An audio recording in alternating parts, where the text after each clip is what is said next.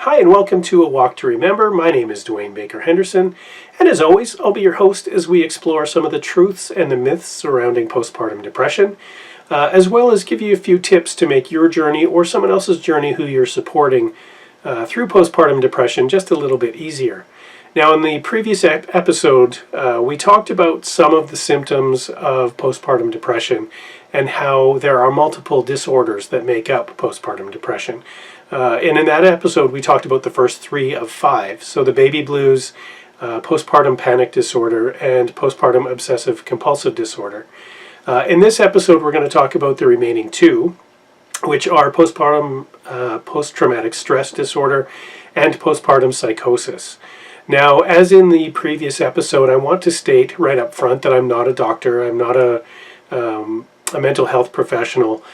So if you do see yourself in any of these things that we're talking about, please do consult your physician or some other healthcare professional who might be able to give you some assistance.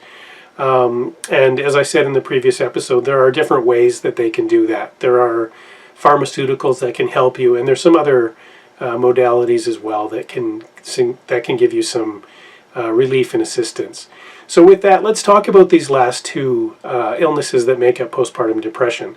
Now, these are according to an article in the American Journal of Clinical Medicine, and I'll put a link again in the description below so you can read that article if you want to. The first one I want to talk about today is postpartum post-traumatic stress disorder. Now, this is very similar to what you might see in soldiers coming back from a conflict, or police officers who have gone through something traumatic, or firefighters, something like that. And we see that more and more in the news with post-traumatic stress disorder. Excuse me. And it's also true in postpartum post-traumatic stress disorder. It's very similar in that it's sparked by a traumatic experience, and that can be in the birth itself, or it can be sometime before the birth.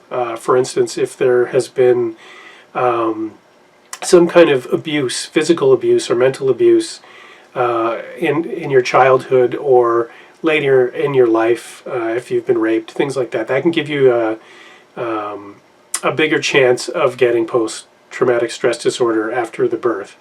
This isn't as common as some of the other disorders that we talked about in the first episode. This will affect somewhere between 5 and 9% of new moms, and it can lead to feelings of powerlessness and like your emotional needs are being ignored, as well as things like nightmares and flashbacks and anger and insomnia. There can also be difficulty concentrating, and you can be much more easily startled when you have postpartum post-traumatic stress disorder.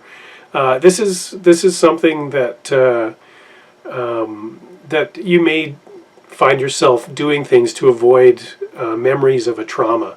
For instance, if there was difficulties in a birth, you may avoid going by hospitals.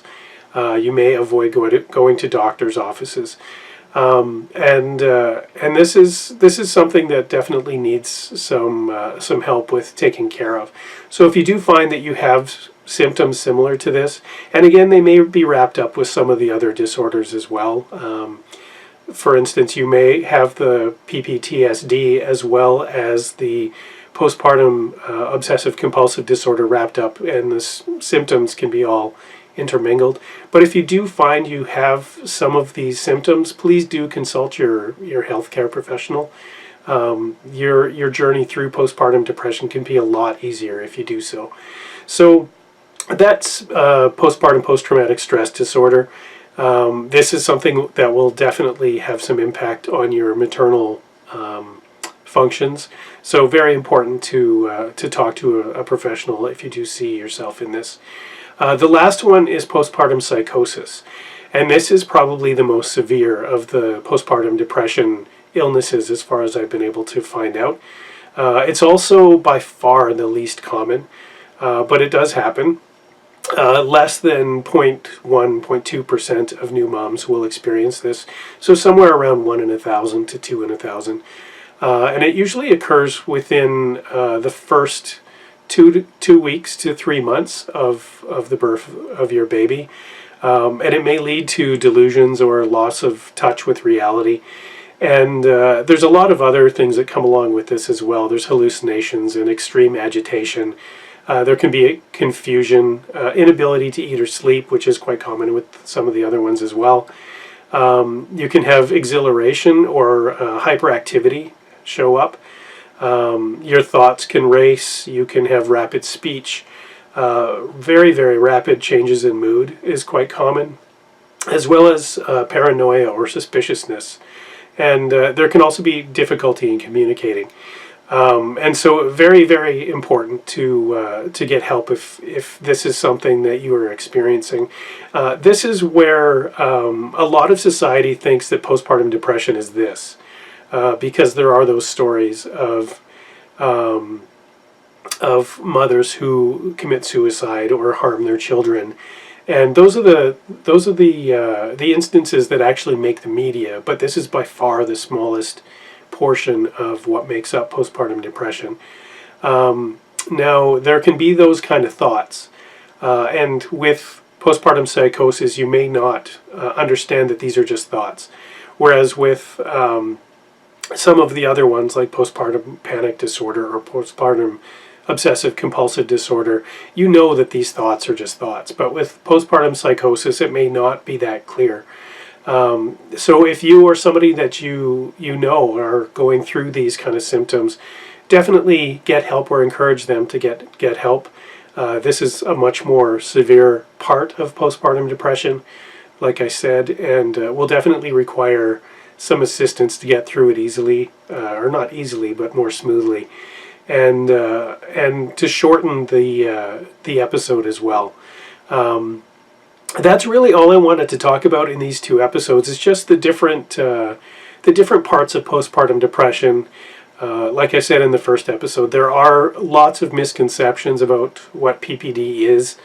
It's not just postpartum psychosis. It's all of these different things, and they can all be wrapped up together. So it can be hard to define one or the other from what you're experiencing, but your mental health professional or your physician can definitely help you. Nurses can help you as well. So talk to somebody if you're experiencing these things. There may be some things that they can do to help you. In the case of the baby blues, they may give you some very simple exercises to do. But the rest of them, there might be something a little bit more involved that they can help you with. With that, I want to wish you wellness in your postpartum journey. And if you did see some value in this, please give it a like, share it with other people if you think they might find value in it as well. Subscribe to the channel if you want to see what's coming next. I put out the Walk to Remember video episodes every Tuesday. And every Friday I put out my personal vlog where I just talk about what's going on inside my head. Leave me your comments below. I'd love to have your feedback on how I can make these videos better or target more of what you want to hear. And with that, we'll see you in the next episode. Be well.